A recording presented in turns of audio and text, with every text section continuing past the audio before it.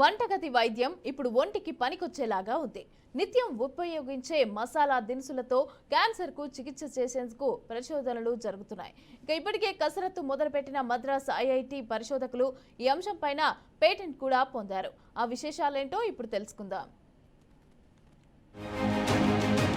భారతీయ మసాలాల నుంచి సేకరించిన నూనెలతో వనగూరే ప్రయోజనాల గురించి శతాబ్దాలుగా నిపుణులకు అవగాహన ఉంది. అయితే వీటితో తయారైన మందులు 2028 నుంచి మార్కెట్లో అందుబాటులోకి రానున్నాయి. భారతీయ మసాలాలతో రూపొందిన నానో ఔషధాలకు క్యాన్సర్ పై పోరాడే సామర్థ్యం ఉందని శాస్త్రవేత్తలు చెబుతున్నారు. ఊపిరితిత్తులు, రొమ్ము, పేగు, గర్భాశయ ముఖద్వారం, గొంతు వంటి భాగాల్లో ఉత్పన్నమయ్యే క్యాన్సర్లపై ఇది ప్రభావం చూపుతోందని వారు అంటున్నారు.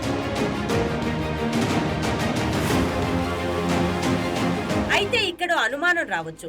అసలే మసాలాలు కదా, ఆరోగ్యానికి ఏమైనా ప్రభావితం చేస్తాయేమోననే ఆలోచన వస్తుంది కదూ. అలాంటి అనుమానం అక్కర్లేదని చెప్తున్నారు శాస్త్రవేత్తలు. ఆరోగ్యకర కణాల జోలికి అది వెళ్లదని తెలిపారు. ధర వంటి అంశాలపై పరిశోధకులు కసరత్తు చేస్తున్నారు. జంతువులపై జరిగిన ప్రయోగాలు విజయవంతమయ్యాయి. మానవులపై దీని సామర్థ్యాన్ని పరీక్షించేందుకు ప్రణాళికలు రచిస్తున్నారు.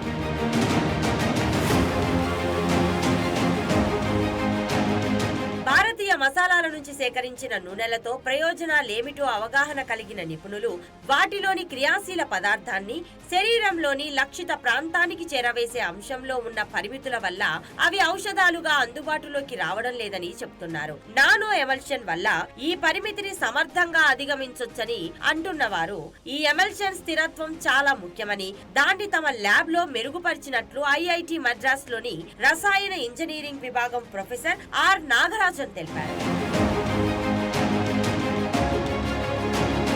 సంప్రదాయ క్యాన్సర్ చికిత్సతో పోలిస్తే నానో ఔషధాలతో అనేక ప్రయోజనాలు ఉంటాయని మద్రాస్ ఐఐటి నిపుణులు చెబుతున్నారు. మసాలా దినుసుల ఉత్పత్తిలో భారత్ ప్రపంచంలోనే మొదటి స్థానంలో ఉందని, అందువల్ల ఈ తరహా మందులను చౌకగా అందించొచ్చని పేర్కొంటున్నారు.